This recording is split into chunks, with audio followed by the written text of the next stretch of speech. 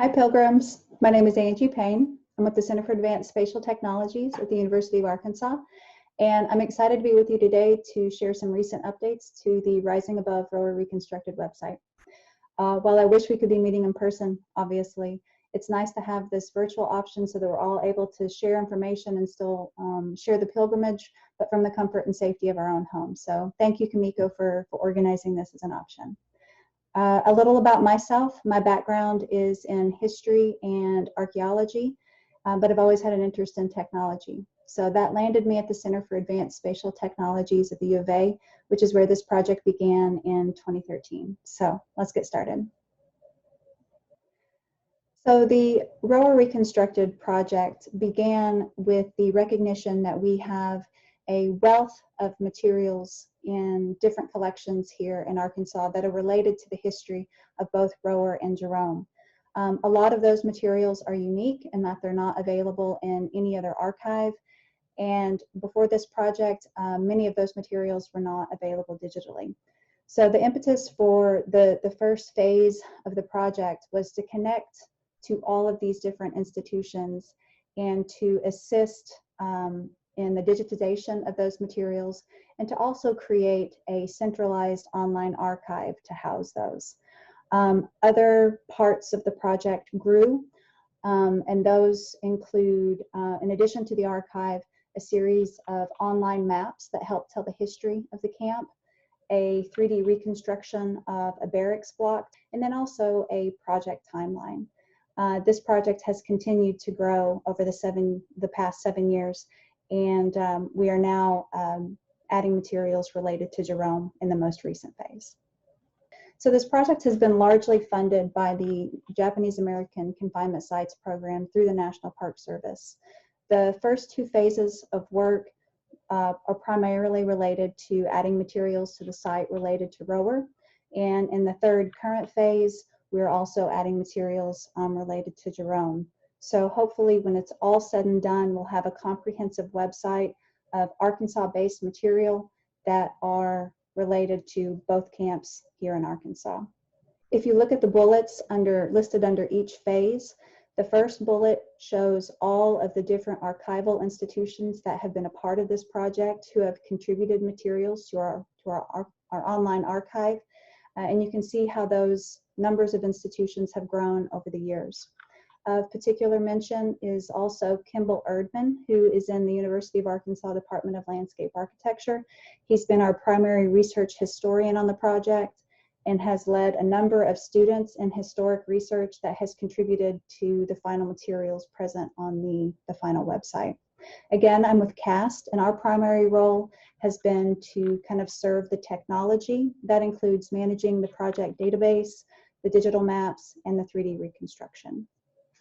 So as I've presented on this project before, I think I've been at the last 2 pilgrimages, my primary focus is to walk you through some of the new features on the site. So I'm not going to walk you through everything, but I am going to focus on the new connections graph and also the second version of 3D reconstruction. We'll also be talking about new features that we're going to be adding for Jerome as we do this. So let's go ahead. I think the next move that we should do is just to go straight to the website. So when you first get to the project website, one of the first things that you see is the name Rohwer Reconstructed. What is currently available on this site is the result of the first 2 phases of the project that are again specifically related to Rohwer. As we add materials to the site for Jerome, this is something that will definitely change. So this new homepage is going to have a completely new look. But for right now, let's take a look at what's currently there that's specific to Rohwer. First and foremost is the project archive that currently has over 1,300 items. The project timeline, which provides some historic context for the camp both before, during, and after its closing, and also a series of visualizations. Let's take a closer look at the archive just quickly. So there are a number of unique items that we have available in the archive that are unique to Rohwer. There's artwork, 3D objects, photographs from family collections, personal correspondences, newspaper articles, a variety of unique material. When you select an item from the archive, we have metadata associated with that item. This includes traditional metadata, including the name of the photographer, for example, in this case, a description of the item, a description of what we're seeing. But we also have all of the names that we have documented associated with each item. We have those names recorded as well. And so what this allows us to do is to select an individual and to see all of the items in the archive that we have related to that individual.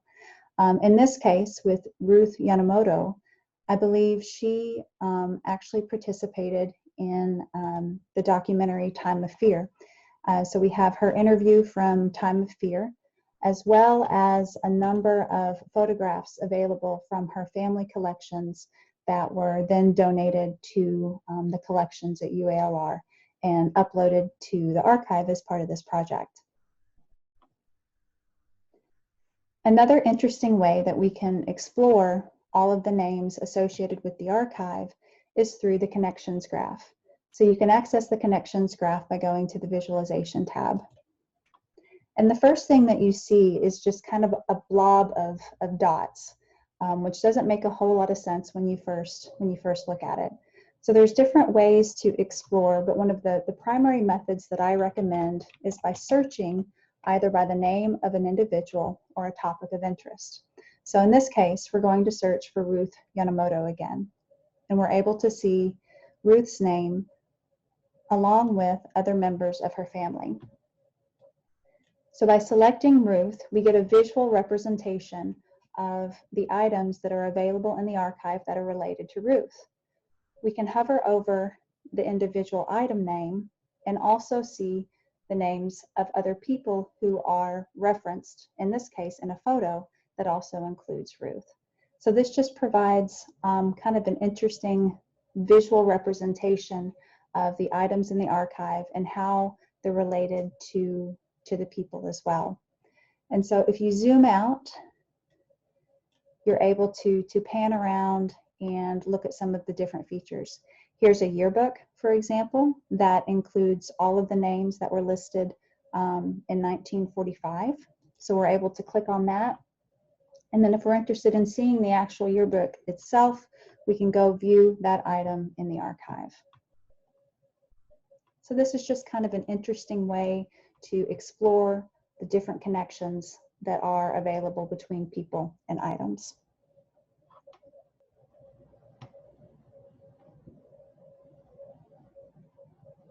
So another one of the more recent updates to the site is the second version of the visualization for Barracks Block 12. So you're able to access that by going to Visualizations and Explore. And immediately you'll see just kind of a quick video that shows you what the visualization would look like. You're able to download this visualization and install and run it on your own computer. And I will go ahead and do that for you now so you can get a sense of what it looks like. So one of the first things that you'll note, excuse me. So one of the first things that you'll notice when you open the visualization is sound. One of the primary updates that we added in this second version was to include both ambient sound and to also include audio and video segments that help tell the history of Rohwer. The first screen that you see here is just a welcome screen that provides a quick background and history of the camp. Your next option is to choose either a guided tour or a self-explore mode. For those of you who might be experienced gamers, I completely recommend the self-explore mode. If you're not familiar with 3D environments and have never used 3D controls or gaming controls before, then I recommend that you start with a guided tour, and then whenever you're comfortable, you can enter into self-explore mode at any time. One of the primary parts of the story that we wanted to tell for Rohwer is basically how the landscape was transformed by the internees. So the first image that you see is a depiction of what the camp likely looked like when people started arriving in 1942. However, we see lots of images akin to this image that was taken in 1944 that shows a landscape that has completely been transformed. We see how the barracks have been modified to add shade and to allow for better ventilation. We see gardens, both victory gardens and flower gardens that have been planted by the internees. And the primary focus of our visualization was to show this newly transformed landscape that took place in a very short period of time between 1942 and 1944. Now we're going to continue the tour.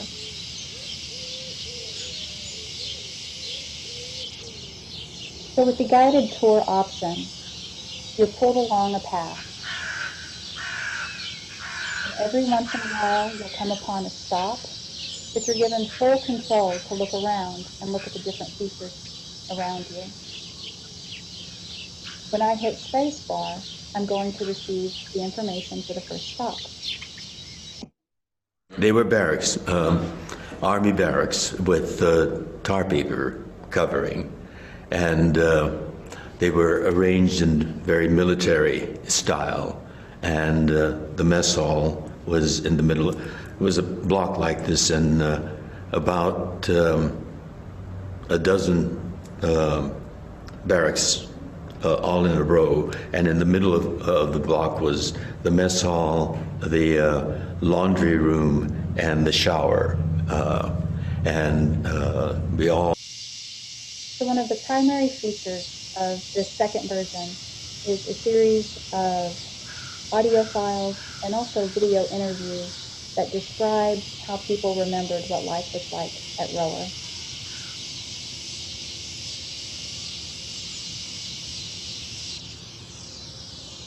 There are a series of 12 stops that will guide you through the block, each discussing a different aspect of camp organization, social structure, or camp memory. Well, they started the school immediately. We were one of the earlier ones there, so they were still constructing barracks when we got there. And so they were working, and there's another thing that every once in a while when I go camping, or I don't go camping that often, but when I go to the forest, and you smell that burning of the leaves or the branches, that brings back memories of Arkansas. Because they were clearing the fields, and they would burn the twigs and the leaves and the branches and so forth. And so in addition to these new audio and video files, we've also included a number of historic photographs that help paint a better picture of what life was like at Rohwer.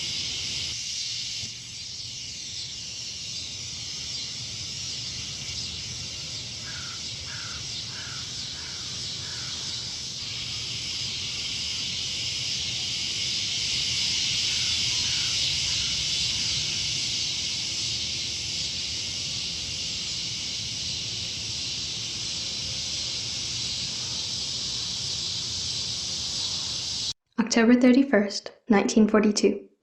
Our home, 381E. Fujino's to the right and the block office to the left. Ought to be quiet. Unit looks good, and empty also. An ugly black stove and a suggestion of a clothes closet. Shelves and rod very low. They must think we are midgets. November 17th, 1942. The child next door is a nerve-wracking source of noise. Bawling, coughing, and jumping up and down. Neighbors banging together furniture 14 hours a day. Nerve-wracking if you're occupied with less noisy pursuits like reading or writing. Excerpts from Diary of Evacuee, October 31st, 1942 to April 21st, 1943. At any point, you can exit the guided tour mode and explore on your own. Let's go ahead and launch the self-explore mode.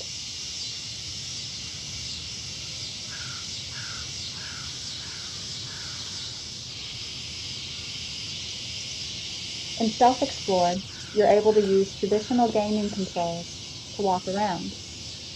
You can access all of the information available in the guided tour by interacting with the information point.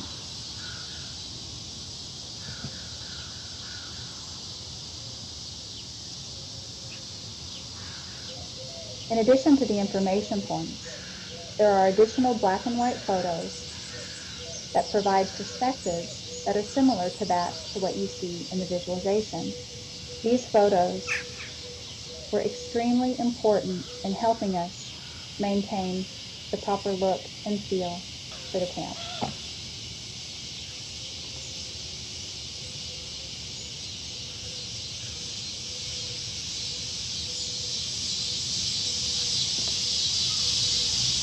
And here's another example.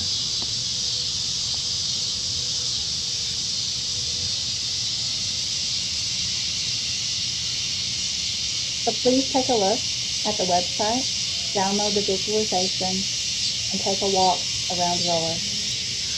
And most importantly, listen to the different accounts that talk about what it was like to live there. If we return to the website, we can take a brief look at other features.